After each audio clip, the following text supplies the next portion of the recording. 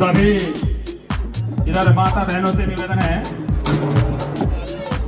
कि वो उनके घर के काम जो भी हैं वो निपट गए होंगे तो कृपया इधर पंडाल में आए और गुरु जी का आशीर्वाद लें। सभी माता बहनों से निवेदन है कि वो घरों से निकल करके आए और इधर गुरु जी का आशीर्वाद लें।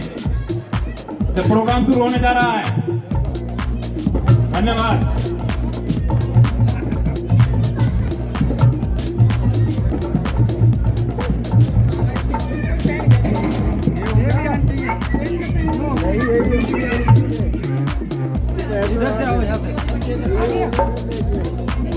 सर रेगुलर का काम है।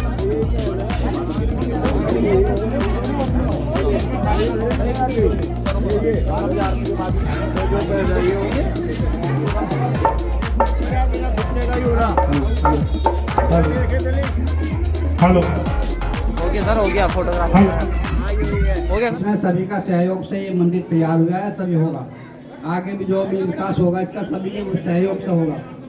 और मैं सबसे यही प्रार्थना करता हूँ कि आप सभी मिलकर जो है इसमें सहयोग दें, आगे भी इससे अच्छा प्रोग्राम हो। और मैं इसी से सबसे पहले अपने संत शिरोमणि संत गुरु रविदास जी के चरणों में नमन करते हुए, भगवान बुद्ध जी के चरणों में नमन करते हुए और बाबा साहिब के चरणों में नमन करते हुए आप सभी को संत शिरोमणि गुरु रविदास जी के जन्मदिन की हार्दिक बधाई देते हैं और अपने इस शोषित पीड़ित समाज के संगठन को ज़्यादा से ज़्यादा अच्छा बनाने में हमारे जो युवा हैं वो सहयोग देते रहें, ताकि चाहे बौद्ध विहार हो चाहे हमारा रविदास मंदिर हो, बढ़ चढ़कर इसको सहयोग दें और इसको ज़्यादा से ज़्यादा संगठन को मजबूत करने की कोशिश करें। आज के टाइम में छोटी छोटी बातों को लेकर जो आपस में मनमुटाव हो जाते हैं उन चीज़ों को दरकिनारे करें, क्योंकि समाज को संगठित होने की ज़रूरत है। अगर आप संगठित रहोगे तो शासक भी बनोगे और जो है उसका जो विकास भी करोगे। इन्हीं शब्दों के साथ सभी को आज की जो है शुभकामनाएं। जय भीम, नमो बुद्धाय, जय संत रविदास जी। रविदास जी के कितनी अच्छी सोच थी। वो आज से 650 साल पहले क्या सोच रहे थे कि इन विषम परिस्थितियों में गुरु रविदास जी ने देश काल एवं समय को ध्यान में रखते हुए जो परिस्थितियाँ थी उनमें उन्होंने कुछ गद्य इधर जो है उनके श्लोक हैं, तो उनको वो कहते हैं कि पराधीनता पाप है, जान लो रे मीत, रैदास दास पराधीन से कौन करे है प्रीत। अब से 650 साल पहले वो कह रहे थे कि पराधीन इंसान से कोई भी प्रेम नहीं करता, उसे दुत्कारता है। उन्होंने बात की राजसत्ता की कि आप जब आपका राजा होगा तो आपकी सुनी जाएगी, आप पे बिगड़े हुए काम बनेंगे, तो इसीलिए आप राजसत्ता पर काबिज हो जाओ।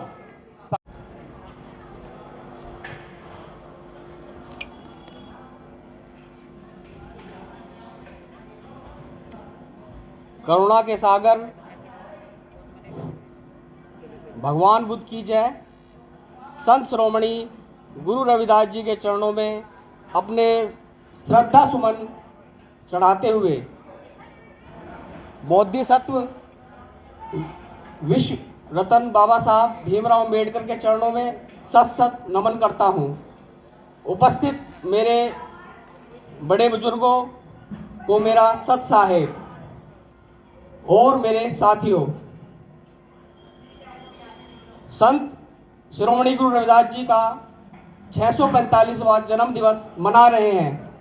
मैं गुरुजी के जन्म से संबंधित कुछ विचार प्रकट करना चाहता हूँ। गुरु रविदास जी के पिता का नाम राहु और माता जी का नाम कर्म था।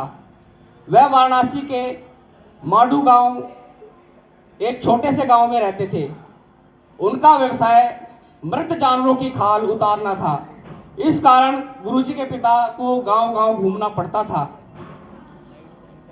उनकी काफ़ी उम्र तक कोई संतान नहीं हो पाई, इसलिए यह दंपत्ति दुखी था। एक दिन गुरुजी के पिता सारनाथ नामक प्राचीन बौद्ध स्थल में घूम रहे थे, जो स्थान वाराणसी के नज़दीक था। यही भगवान बुद्ध ने अपने 5 शिष्यों को दीक्षा प्रदान की थी। इसी स्थान पर अशोक का धमेक स्तूप व देश का राष्ट्रीय चिन्ह 4 सिरों की मूर्ति वाला अशोक स्तंभ है। यहाँ पर कभी हजारों भिक्षु रहते थे। गुरुजी के पिता राहु ने वहाँ एक रेवत प्रज्ञा नामक अरहत भिक्षु को ध्यान साधना में रत पाया। राहु पिता ने अपने धार्मिक स्वभाव के कारण भंते के आसन की सफाई और पानी के पीने की व्यवस्था की। ध्यान में लीन भंते जी कई दिनों से भूखा था। राहु पिता के मन में सेवा की भावना जागृत हुई। दूसरे दिन राहु पिता और अपनी पत्नी के साथ वहां पहुंचे और खीर सहित भिक्षु रेवत प्रज्ञा को बैसाख पूर्णिमा के दिन भोजन कराया। इससे भंते जी बहुत प्रसन्न हुए और उन्होंने राहु पिता की पत्नी और संतानवती होने का वरदान दिया। 10 महीने पश्चात सन 1475 में माघ पूर्णिमा के दिन रघु के घर में एक तेजस्वी बालक का जन्म हुआ। अरहत रेवत प्रज्ञा के नाम पर ही इस बालक का नाम रेवतदास, रेदास तथा आज की बोली में रविदास रखा गया। संत रविदास जी एक महान संत थे। एकमात्र उन्हें संत शिरोमणि की उपाधि मिली थी। ना तो इससे पहले किसी संत को यह उपाधि मिली थी और ना ही इसके बाद आज 640 वर्ष बीत जाने के बाद तक मिली है। उन्होंने कभी जूती नहीं गाठी थी, बल्कि उन्होंने विभिन्न धर्मों के शास्त्रों, धार्मिक पुस्तकों, महापुरुषों की पुस्तकों का अध्ययन किया था और इसी अध्ययन ज्ञान के बलबूते महाराज काशी नरेश वीर सिंह बघेला के समय में गंगा नदी के किनारे ब्राह्मण समाज से साथ हुआ। यह साथ अद्वितीय था। एक तरफ शिरोमणि गुरु रविदास जी थे तथा दूसरी तरफ हजारों ब्राह्मण थे जो अपने धर्म शास्त्रों के अनुसार बोले तथा संत रविदास जी ने उनके इस पाखंड के विरुद्ध अनेकों तर्क दिए और उस साथ में गुरु जी ने अपनी विजय पताका फहराई। इस विजय पर काशी नरेश वीर सिंह बघेला ने अपना निर्णय दिया कि ब्राह्मण समाज संत शिरोमणि गुरु रविदास जी को सोने की पालकी में बैठाकर अपने कंधों पर पूरे शहर में चंवर झुलाते हुए घुमाए। साथ ही साथ गुरु जी महाराज जी संत जी को संत शिरोमणि जी की उपाधि भी दी गई थी। संत शिरोमणि गुरु रविदास जी को काशी नरेश वीर सिंह बघेला द्वारा अपने राज्य का राज्य गुरु भी घोषित किया था। याद होगा कि संत गुरु रविदास जी मीराबाई जी के गुरु थे। वह केवल मीराबाई जी के गुरु ही नहीं थे, बल्कि मीराबाई के ससुर महाराज चित्तौड़गढ़ राणा सांगा, उनकी पत्नी झाला रानी तथा उनके पुत्र राजभोज के गुरु भी थे एवं चित्तौड़गढ़ राज्य के राजगुरु भी थे। महाराजा प्रताप इन्हीं महाराजा राणा सांगा के पौत्र थे। गुरु महाराज जी के द्वारा लाखों दलित बेरोजगार युवकों को अपने शिष्य राजाओं के राज्य में नौकरियां दिलाई। इन्हीं शब्दों के साथ मैं अपनी वाणी को विराम देता हूं। सभी को मेरा सत साहेब। कथन उनका, वो कहते थे कि सत्य विधा को प्राप्त करें, पढ़ें सदा ज्ञान, कहे रविदास बिन विधा के नर को नहीं समान। अगर किसी के पास में विद्या नहीं होती, ज्ञान नहीं होता, तो वह नर उसका कभी सम्मान नहीं होता, ऐसा ही सोच को आगे बढ़ाते हुए बाबा साहब ने भी यही बात कही। और साथियों, ये आपको समझना है कि उन्होंने हमेशा शिक्षा के ऊपर ही गौर किया। अब मैं आमंत्रित करता हूँ बुद्ध विहार समिति के कोषाध्यक्ष भाई मास्टर भूपेंद्र सिंह जी आए और अपनी बात रखें। माननीय भूपेंद्र सिंह जी। कोई बात नहीं। नमो तस् भगवतो अर्हतो सम्मा सम्बुद्धस्स। नमो तस् भगवतो अर्हतो सम्मा सम्बुद्धस्स। नमो तस् भगवतो अर्हतो सम्मा सम्बुद्धस्स। भगवान तथागत सम्यक गौतम बुद्ध, बोधिसत्व बाबा साहेब डॉक्टर भीमराव अंबेडकर, संत शिरोमणि और बोधिसत्व चरित्र रखने वाले गुरु रविदास, उपस्थित समस्त समाज सभी को नमन करते हुए मैं आज के इस पवित्र कार्यक्रम में सभी का अभिनंदन, सभी का स्वागत करता हूं। गुरुजी के बारे में जो कहानियां प्रचलित हैं, उन कहानियों में जो सबसे प्रचलित कहानी है वो अधिकतर गुरु भक्तों को याद होगी, पता होगी। परंतु बाबा साहेब डॉक्टर भीमराव अंबेडकर ने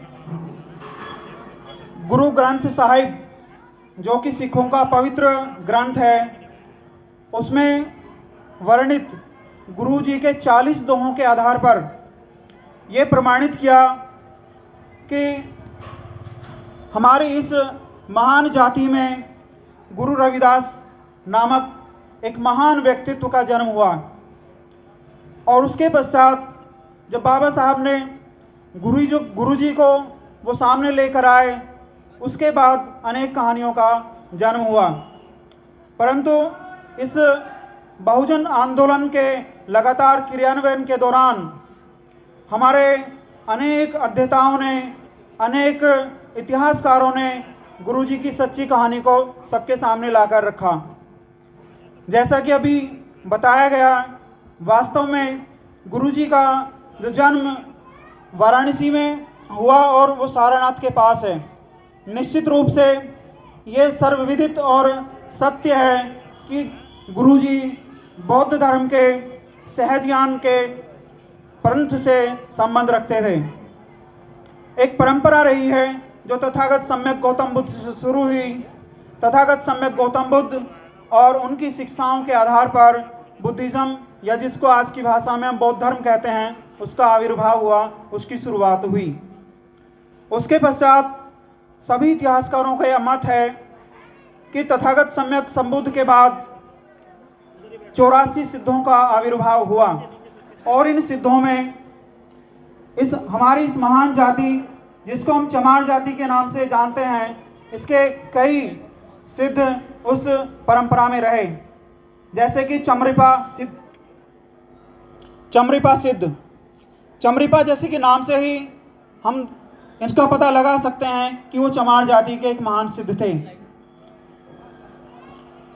सिद्ध परंपरा के बाद जो इस भारत में सम्यक संबुद्ध की शिक्षाओं को आगे बढ़ाने का काम किया, वो थी नाथ परंपरा, जिसमें गुरु गोरखनाथ भी सम्मिलित हैं और अनेक नाथ उसमें सम्मिलित हैं। यहाँ पर स्वयं गौतम बुद्ध को आदिनाथ और शिव कहा गया है। और उसके बाद महान परंपरा जो शुरू हुई, संतों की परंपरा, जिसमें संत रविदास, संत कबीरदास, संत सेना और अनेक संतों का इस परंपरा में आविर्भाव हुआ। वाराणसी में गुरुजी के जन्म स्थान पर एक भव्य मंदिर का निर्माण किया गया है और उस भव्य मंदिर के गेट पर एक दोहा लिखा है, जिसके आधार पर हम ये बात कर सकते हैं कि उनका जन्म कब हुआ। इस दोहे को मैं यहाँ पर बोलना चाहूँगा। ये दोहा है, 1433 की माघ सुदी 15, दुखियों के कल्याण हित प्रगटे श्री रविदास। तो एक प्रसिद्ध दोहा है जो भक्तमाल में रचित किया गया है और इसके आधार पर हम ये कह सकते हैं कि गुरुजी का जन्म 1433 को माघ पूर्णिमा के दिन हुआ था। जैसा कि माघ पूर्णिमा कल मनाई जाने वाली है, और यहाँ पर एक बात जरूरी ये जोड़ना भी है कि माघ पूर्णिमा का महत्व भारत के इतिहास में अमर है, क्योंकि यही वह पूर्णिमा है जिस दिन सम्यक गौतम बुद्ध ने अपनी परिनिर्वाण की घोषणा की थी कि मैं आज से 3 महीने बाद परिनिर्वाण प्राप्त करूंगा। और आज से 3 महीने बाद का अर्थ है बैसाख पूर्णिमा के दिन, यानी कि बैसाख पूर्णिमा जो 3 महीने बाद आने वाली है, जब तथागत सम्यक संबुद्ध का महापरिनिर्वाण हुआ। और उससे 3 महीने पूर्व की जो पूर्णिमा आती है, यानी कि माघ महीने की पूर्णिमा, इस पूर्णिमा को गुरु रविदास जी का जन्म हुआ, पवित्र जन्म हुआ। और तब से इस पूर्णिमा को एक पवित्र रूप में मनाया जाने लगा। तो ये हमें समझना होगा कि गुरुजी की वाणियाँ, गुरुजी के दोहे हमें ये सिखाते हैं कि हमें किस तरह से इस समाज को बनाना है और किस तरह से इस समाज में शिक्षा का प्रचार प्रसार करना है। गुरुजी ने हमेशा कहा कि कोई भी व्यक्ति अपने जन्म के कारण ना ही ऊंचा हो सकता है और ना ही नीचा हो सकता है। उनका एक प्रसिद्ध दोहा है, रविदास जन्म के कारणे होत न को नीच, नरकू नीच करी डारी है, ओछे कर्म की कीच। यानी कि जो बुद्ध के बाद जो एक परंपरा चल पड़ी इस देश में कि जन्म के आधार पर कुछ लोगों को नीच घोषित कर दिया गया और जन्म के आधार पर कुछ लोगों को, एक बड़े वर्ग को सर्वोच्च स्थान पर बैठा दिया गया।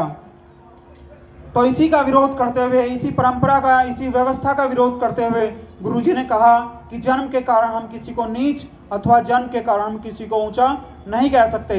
केवल उस व्यक्ति के कर्म ही ये निर्धारित करेंगे कि कौन व्यक्ति ऊंचा है और कौन व्यक्ति नीचा है। गुरुजी के जीवन में अनेक ऐसी घटनाएं घटी जो ये सिद्ध करती हैं कि उस समाज में भी, उस समय में भी गुरुजी को किस तरह से आदर सम्मान दिया जाता था। उस टाइम के जो ज्ञानी जन थे, उन लोगों के द्वारा भी आखिरकार ये मान लिया गया कि हाँ, गुरुजी ज्ञानी हैं और वो एनलाइटेंड है, यानी कि उन्हें भी बुद्ध की तरह उसी राह पर चलते हुए कुछ चीज़ों का ज्ञान, जिनमें 10 पारमिताएं हैं और जो 4 आर्य सत्यों का जो ज्ञान है वो उनको हो चुका था। ये एक अलग बात है कि उन्होंने अपनी भाषा में, उस टाइम की प्रचलित भाषा में उन शिक्षाओं का प्रचार प्रसार किया जो आज तक चली आती हैं। और हमें इसमें यह भी याद रखना होगा कि गुरुजी ने हमेशा शिक्षा को आगे बढ़ाया। शिक्षा के आधार पे उन्होंने कहा कि अगर यदि शिक्षा इस समाज में ना फैलाई गई तो इस समाज का जो हश्र है वही होगा जो आज से 3-4 हज़ार साल पहले हुआ था। हमें याद रखना होगा कि 4-5 हज़ार साल पहले का जो भारत था वो एक समृद्ध भारत था और सिंधु घाटी सभ्यता, हड़प्पा जो सभ्यता थी, वो हमारे लोगों ने ही, यानी कि हमारी जो समाज है, इस समाज के लोगों ने उसको आबाद किया था। और उसी परंपरा में जो अनेक बुद्धों का जन्म हुआ, उसी परंपरा में तथागत सम्यक संबुद्ध का जन्म हुआ और उसी परंपरा को आगे बढ़ाते हुए गुरु रविदास ने अपना जो प्रवचन जारी रखा। अब क्योंकि हमारा जो ये जागरण है, मैं इस पर एक लाइन ज़रूर कहना चाहूँगा कि जागरण का मतलब क्या है। जागरण का मतलब केवल ये नहीं है कि हम रात भर जाग के उन चीज़ों को सुने जो हमारे सामने बताई जा रही हैं, गाई जा रही हैं। जागरण का असली अर्थ है कि हम अपने आप को जगाएं, जैसे बुद्ध ने जगाया था। बुद्ध एनलाइटेंड थे, बुद्ध जागृत थे। किसी ने कहा है कि बुद्ध एक ऐसे व्यक्ति थे जो सबसे ज़्यादा जागृत थे। तो जागरण का अर्थ है कि हम जागृत हों। किसके प्रति जागृत हों? अपने जो महापुरुष रहे हैं, जो महान व्यक्ति रहे हैं, उनकी शिक्षाओं के प्रति जागृत हों, अपने मन के प्रति जागृत हों। गुरु रविदास जी ने कहा है कि मन ही सब कर्मों का अगुवा है, यानी कि मन से ही सारी चीज़ें शुरू होती हैं। जो मन में हम सोचते हैं वैसा ही वो हमारे कर्मों में परिलक्षित होता है। तो गुरु जी की इन सारी चीज़ों को हम याद रखें, और जो जागरण किया जा रहा है हम ये भी ध्यान रखें कि यहाँ से जो हम सीख के जा रहे हैं उसको जागृत करने के लिए हम अपने मन को जागृत करें। मन का जागरण ही सच्चा जागरण है। ये हमारा जो फिजिकल जागरण है उस मन की शक्तियों को जगाने के लिए ही इसका कार्यक्रम का आयोजन किया गया है। अब मैं माइक संचालक महोदय को देना चाहूँगा। Thank you.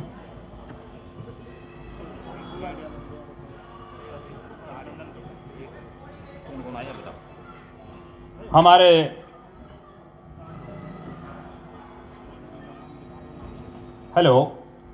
हमारे बीच में इधर हमारे मीडिया बंधु आए हुए हैं।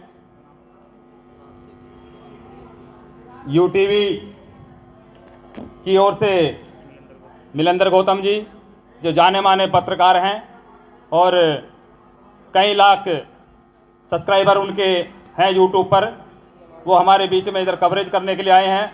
हम उनका हार्दिक अभिनंदन करते हैं और हम आशा करते हैं कि भविष्य में भी वो ऐसे ही हमारे बीच में आते रहेंगे।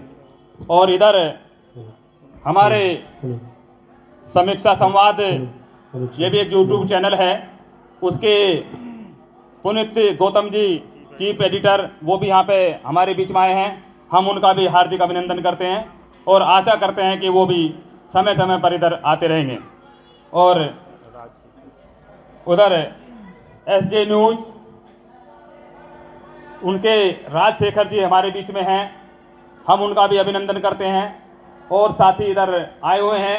साथियों, मैं कॉलोनी वासियों से निवेदन करता हूं कि ये ऑनलाइन प्रोग्राम चल रहा है, ये यूट्यूब पर लाइव है। आप साक्षी बनेंगे कि आपने गुरु जी के दर्शन इधर किए और उनसे आशीर्वाद लिया, और ये हमेशा यूट्यूब पर रहेगा। मेरा सभी कॉलोनी वासियों से निवेदन है कि वो इधर पहुंचने का कष्ट करें। अभी आप लोग प्रस्तुत करी है, और मैं चाहूँगा कि मुझे इस बात का लाभ मिले कि यहाँ जो एक महान समुदाय बैठा हुआ है, इस जन समुदाय के सामने उस कहानी को प्रस्तुत करूँ। ये हमारा उत्तरदायित्व भी है कि हमारे समाज के महान संतों के जन्म से संबंधित, उनकी शिक्षाओं से संबंधित सभी जानकारियाँ, सही जानकारियाँ होनी चाहिए।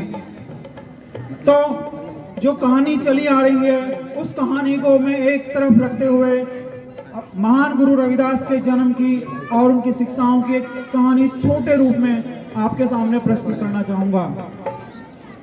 जैसा कि जो रविदास जी का जन्म स्थान है वाराणसी में, और ये वाराणसी वही स्थान है जो सारनाथ के पास स्थित है। हमें ये भी पता होना चाहिए कि सारनाथ ही वो जगह है जहाँ पर सम्यक संबुद्ध ने अपना पहला उपदेश अपने 5 शिष्यों को दिया था। वहीं पर उन्होंने बताया था कि 4 आर्य सत्य हैं। 4 आर्य सत्य यानी दुख है, जन्म लेना ही दुख है, जन्म के साथ ही दुख शुरू हो जाता है। जन्म के बाद जो व्याधियां दुख हैं, है ना, किसी से मिलना जो हमारे प्रिय नहीं है उससे मिलना दुख है, जो हमारे अप्रिय हैं उनसे मिलना दुख है, और प्रियों से बिछुड़ना भी दुख है। ये भगवान तथागत सम्यक संबुद्ध ने सारनाथ में अपना प्रवचन दिया था, जो काशी के पास में ही है, लगभग 12 किलोमीटर की दूरी पर। तो ये एक संयोग है, और ये एक महान संयोग है कि गुरु रविदास जी का जन्म माघ तिथि, माघ जो महीना है उसकी पूर्णिमा वाले दिन हुआ। यही वो तारीख है, यानी कि माघ पूर्णिमा की वो तारीख है जब भगवान तथागत सम्यक गौतम बुद्ध ने ये घोषणा की थी कि आज से 3 महीने बाद, यानी कि बैसाख पूर्णिमा के दिन तथागत सम्यक संबुद्ध का महापरिनिर्वाण होगा। महापरिनिर्वाण यानी वो अपने इस शरीर को छोड़कर इस अनंत में विलीन हो जाएंगे। तो हमें इस बात का गर्व है कि कि उसी परंपरा को हम फिर अब निभाते आ रहे हैं। महान गुरु रविदास जी का जन्म किस तरह से हुआ और उनके माता पिता कौन थे, बहुत सारे इसमें मतभेद हैं। कुछ लोगों के अनुसार संतोष सिंह उनके पिता थे, लेकिन एक नई जो रिसर्च के अकॉर्डिंग हम ये कह सकते हैं कि उनके जो पिता थे वो रघु नाम के व्यक्ति थे और जो उनकी माता थी वो रघु रानी के नाम से थी। ये कहानी प्रचलित है और ये सही कहानी है कि उन दिनों जो इनका व्यापारी परिवार था, और व्यापारी परिवार जो होता है हम सभी को पता है कि अपने व्यापार के संबंध में दूर दूर की यात्राएं करता है। वैसे ही एक संयोग हुआ कि रघुराम जी सारनाथ की तरफ गए और वहां पर उन्हें एक ऋषि मिले, एक साधु मिले, जो बहुत सारे विद्वानों का एक मत है कि वो एक बौद्ध साधु थे। बुद्धिज्म का जो महायान मत है उसके वो एक साधु थे। रैवत प्रज्ञ उनका नाम था। रैवत प्रज्ञ ने उन्हें आशीर्वाद दिया, उन्हें कहा कि आपके यहाँ पर एक दिव्य बालक का जन्म होगा, और उनकी भविष्यवाणी सिद्ध हुई। और माघ महीने के पूर्णिमा के दिन, पूर्णमासी के दिन महान गुरु बोधिसत्व, जिन्हें कबीरदास जी ने संतों में संत कहा है, संतों में संत अर्थात संत शिरोमणि, उन संत शिरोमणि गुरु रविदास जी का जन्म हुआ। यही सही कहानी है। इसके अनुसार गुरु जी का जन्म, जब वो कुछ बड़े हुए तो बचपन से ही उनकी जो प्रवृत्ति थी वो वही थी जो बुद्ध की प्रवृत्ति थी। बुद्ध की वाणियों को, बुद्ध के वचनों को उन्होंने उस समय की आम भाषा के शब्दों का उपयोग करते हुए दिया। बहुत सारे शब्दों का उपयोग किया, बहुत सारे उन्होंने दोहे कहे। उन्होंने कहा कि मन ही सब चीजों का अगुवा है, जैसा कि बुद्ध ने कहा है। तो हमें इस बात का फिर गर्व होना चाहिए। मैं बार बार यही कहूंगा कि हम उस महान गुरु के अनुयायी हैं जिन्होंने कहा कि मन ही सब कर्मों का अगुवा है। सारी चीजें हमारे मन में ही पैदा होती हैं, मन से ही शुरुआत होती है और वो मन की बातें हमारे कर्मों में परिलक्षित होती हैं। बहुत सारी बातें पहले बताई जा चुकी हैं और हमारे जो मंडली आई हुई है, मैं समझता हूं कि यहाँ पर ज्यादातर लोग उनको सुनने के लिए भी आए हैं और उनको भी हमें टाइम देना है। तो और बाकी चीजें किसी दूसरे कार्यक्रम में होंगी, हम उस मंडली को ज्यादा टाइम देना चाहते हैं।